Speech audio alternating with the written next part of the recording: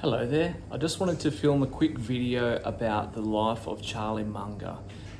If you don't know who Charlie Munger is, he was the right-hand man of Warren Buffett at Berkshire Hathaway, one of the world's greatest investors, and definitely one of the investors that set the benchmark for how hedge fund managers should behave and think and what they should do.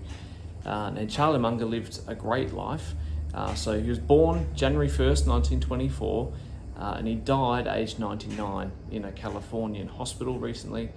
And when he died, he was worth $2.6 billion.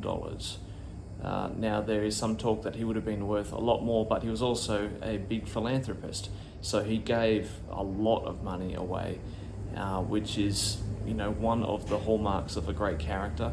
And that was one of the reasons that he wanted to make money, was so that he could help other people and give it away and help make an impact outside of his own two hands. Now, when Munger joined Berkshire Hathaway, which is the holding company that Warren Buffett owned, he joined in 1978. I've got some notes over here, that's why I'm looking. And since then, the firm has amassed returns above 170,000%, which is ridiculous. That's so much compounding work and so much money that they've created out of having sound principles. Now, Charlie Munger was known for being blunt, direct, and to the point.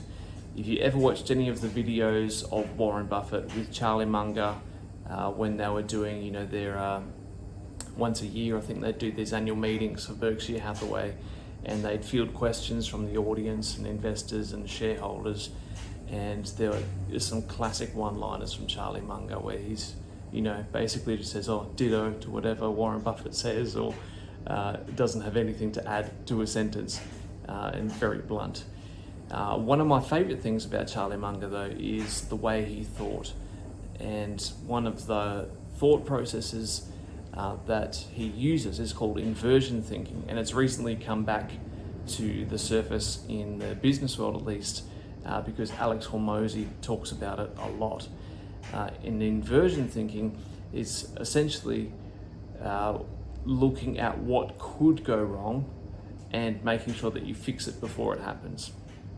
So definition here is: inversion thinking is the process of thinking about possible outcomes and reversing the outcomes to find errors or overcome mistakes. So it's not waiting for things to go wrong, it's being proactive and making a decision to do things right from the outset and be aware of what to avoid. So here, there's a couple of quotes from Charlie Munger on inversion thinking. So invert, always invert.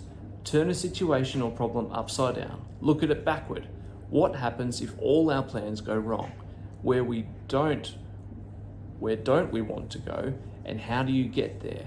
Instead of looking for success, make a list of how to fail through sloth, envy, resentment, self-pity, entitlement, and all the mental habits of self-defeat.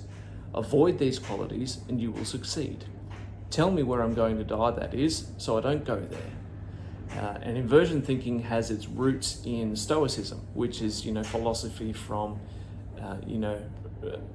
early Roman emperors. It's sort of that sort of thinking.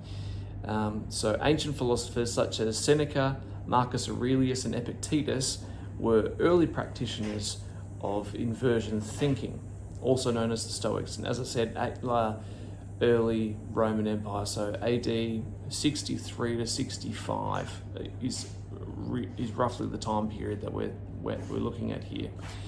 And their idea was to conduct what they called a premeditatio malorum, which translates from Latin as a premeditation of evils. It's a really useful way of looking at a lot of situations, particularly in business and investing, saying, okay, well, what could go wrong and how do we avoid it? So it's a great way to prepare yourself for anything unforeseen by imagining it before it happens. And now I'm just going to go into a couple of quotes that Charlie Munger was known for. There are loads of them, and to the point where he's actually written a book which was released recently, and there's been other books about him.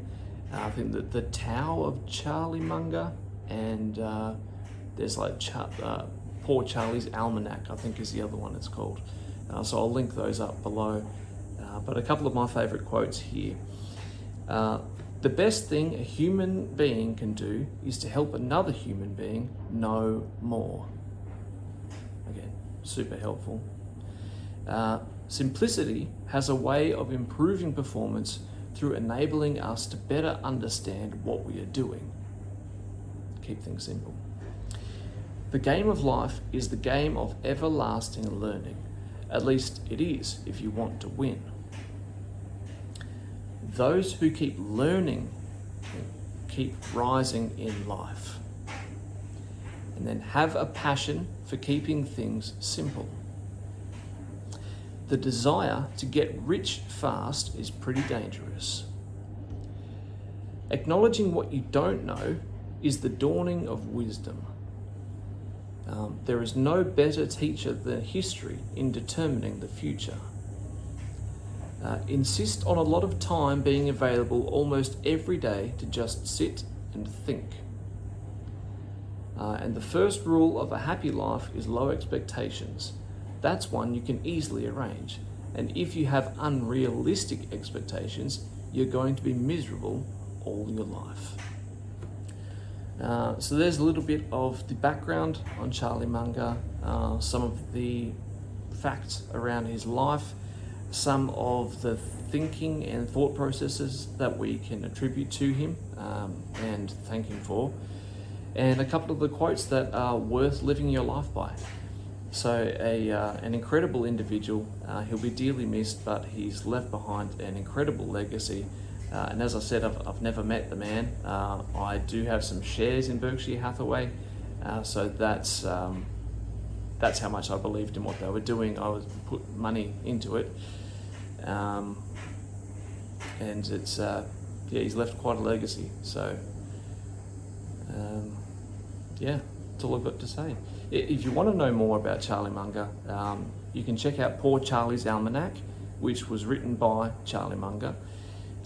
Or there's also the Tao of Charlie Munger, written by David Clark. As I mentioned, I'll link those up. And if you have any questions or there's something you know about Charlie that I don't, please comment below. Let us know what your favorite Charlie comment is, and I'll look forward to hearing from you all. All the best, and I'll talk to you soon. Thanks.